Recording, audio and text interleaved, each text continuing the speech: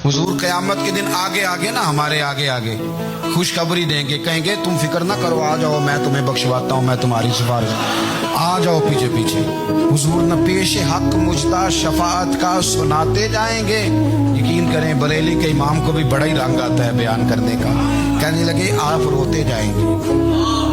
अल्लाह को मनाना है ना हुजूर ने, कहते पेश हक मुजदा शफाअत का सुनाते जाएंगे, आप रोते जाएंगे पर हमको हंसाते जाएंगे।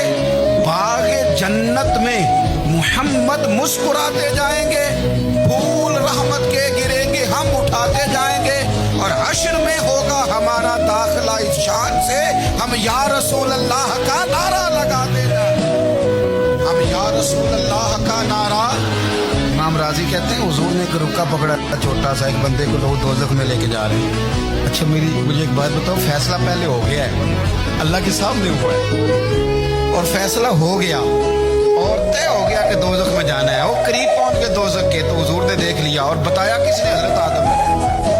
हजरत आदम कहने लगे हुजूर आपके गुलाम को दोज़ख में ले जा। नबी पाक आगे गए, क्या पढ़ते हैं हमारे भाई?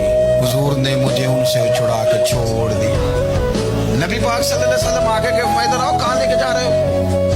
अल्लाह के सामने फैसला हुआ है ना, फरिश्तों ने किया है ना। फरिश्ते को किसी से बददियानती तो नहीं ना करते, फरिश्तों ने जो किया ठीक किया है ना। क्यों लेके जा रहे हो? सोने गुनाह ज्यादा है, नेकियां थोड़ी है। फरमाया मेरे सामने तो किसी फरिश्ते ने नहीं कहा कि सोने हम माज़अल्लाह हमको बेईमान है, हमारी कोई इससे जिद चल साडा को बनना सान जाए देना। भाई मेरा मतलब है सही तोला है, फैसला है, मैं दोबारा तोलो। गोया रब भी फरमाता है जैसे मेरा महबूब कहता है वैसे ही।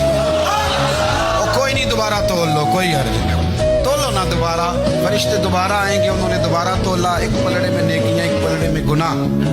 अब वो गुनाह फिर ज्यादा निकले तो नबी पाक ने ना जेब से इतना सा रुका निकाल, रुके का भी कोई वजन होता है, वो हुजूर ने नेकियों के पलड़े में रख दिया, नेकियां बढ़ गई, फरिश्ते भी चुप कर गए।